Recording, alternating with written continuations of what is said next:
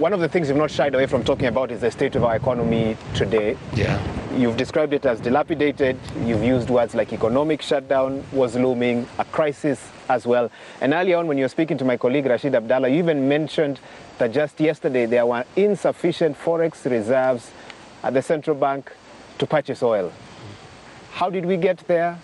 How did you our oil reserves safe at this moment? You know, when you made that statement, many questions came up, Your Excellency. How did we get there? Economic mismanagement, lack of priorities. We abandoned government. We went to market project as Mio. We went to do BBI. We abandoned government. Then we had a mongrel of a government that is neither opposition nor government. There was nobody who is accountable.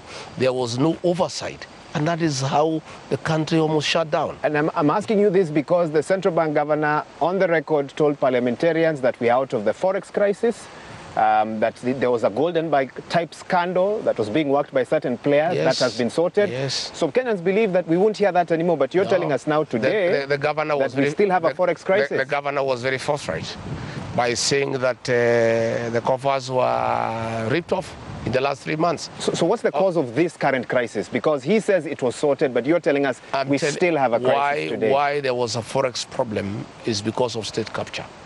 You know, there was a lot of interest in banks where very senior people in government own certain banks, and they got involved in this forex business, you know, and the central bank was no longer in charge because of state capture. Wahiga, I said on inauguration day, many people thought I'm mischievous. I'm a very truthful person. We inherited a country that is in trouble. We did not actually know the extent of the rot. Only when now we started getting briefings from the National Treasury, we found there's a problem. But we're going to fix it. I want to give the people of Kenya hope. I have sat down with the Commissioner General of KRA, and I have taken him to task that the way he was collecting tax, he was not likely to get anything, because all this tax was being siphoned by investigating officers pretending to be investigating tax evasion. They set up cartels within KRA. When they allowed DCI to take over KRA, that is why we are in this hall. That's why we are in shit, you know, because officers came there, took over KRA, saying that they are investigating tax evasion.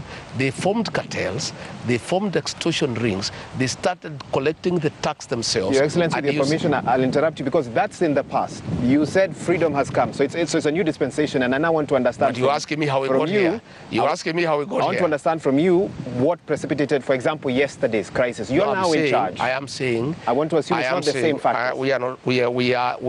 We have inherited a crisis. We are looking for a solution. We did not cause the crisis. You cannot ask me what caused the crisis. It was caused by state capture and conflict of interest.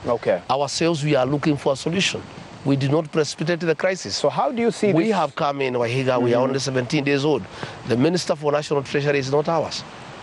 There is nobody who is ours that we can take responsibility for his action or inaction. So from your... We are still having the Uhuru ministers who caused the problem that we are having right now. What we are doing is that we can't just sit back and wait until we get our ministers. We must get out of this situation. President William Ruto is holding meetings day and night, up to 2 a.m. every day, trying to get this country back on track, trying to make sure that we have enough forex to buy oil, trying to make sure that we have some money to buy fertilizer in preparation for the long rains, trying to make sure that salaries are paid. But here the problem that we are having is that the amount of money we have been collecting is just sufficient to pay debt and salaries, and there's no money for development. We have to borrow, and that is what we are saying. Banks are lending us at 13% against state capture, because what is happening is that the people who are in government were also owning the banks, so they were quite happy to lend to government at any rate without bargaining.